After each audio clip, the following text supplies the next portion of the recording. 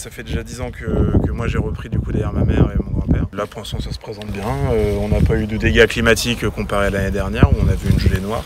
Donc là ça a bien poussé, les pommes de terre sont là, c'est propre. Donc après du soleil comme aujourd'hui et puis de la pluie de temps en temps.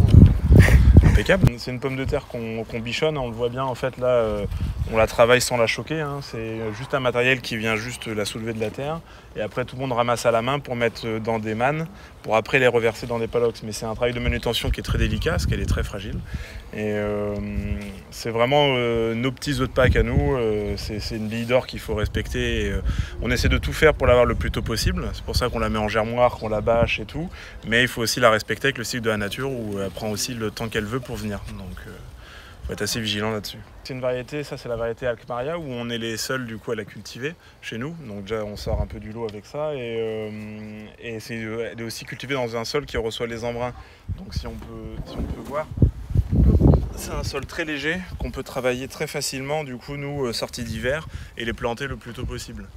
Donc voilà, c'est tout un climat qui fait que chez nous il fait rarement froid et rarement chaud, où du coup la pomme de terre elle va croître vraiment idéalement chez nous, quoi. En fait c'est une pomme de terre qu'on presse, qu'on presse dans le cycle, et en fait on voit que du coup la peau est vraiment hyper fine, voire inexistante, et en fait rien qu'avec le pouce on l'épluche. Donc il faut vraiment du coup la respecter et faire attention. C'est vraiment, voilà, c'est comme je disais, c'est la petite princesse, du coup pour pas l'abîmer, on essaie de la choquer le moins possible, donc c'est à la main, c'est avec beaucoup de tendresse aussi, où justement on essaye vraiment de l'accompagner le plus possible et qu'elle soit...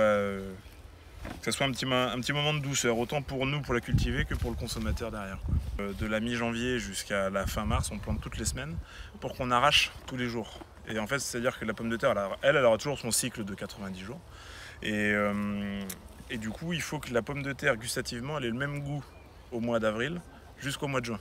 C'est pour ça que du coup, ça serait beaucoup plus facile pour nous de tout planter la même semaine et d'être tranquille. Mais après, on ferait pas le même métier.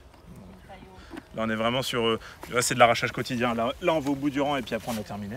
Et demain matin on recommence et voilà, on démarre à 7 h, on essaie de finir avant les 10 h, souvent pour qu'après elle soit lavée et emballée avant midi à la cave. Et après soit le soir ou dès le lendemain, elle est soit dans les grandes surfaces ou disponible à la vente, quoi. C'est vraiment un produit frais. Nous notre course c'est contre le temps et pour la fraîcheur. C'est vraiment là-dessus qu'on essaye de faire le meilleur de notre boulot. On voit les différents calibres, donc ce qu'on appelle après de la belle moyenne ou de la grosse, de la moyenne, et les gens sont assez friands de la grenaille. Ça reste la même variété, c'est juste une histoire de calibre et d'esthétisme aussi dans l'assiette.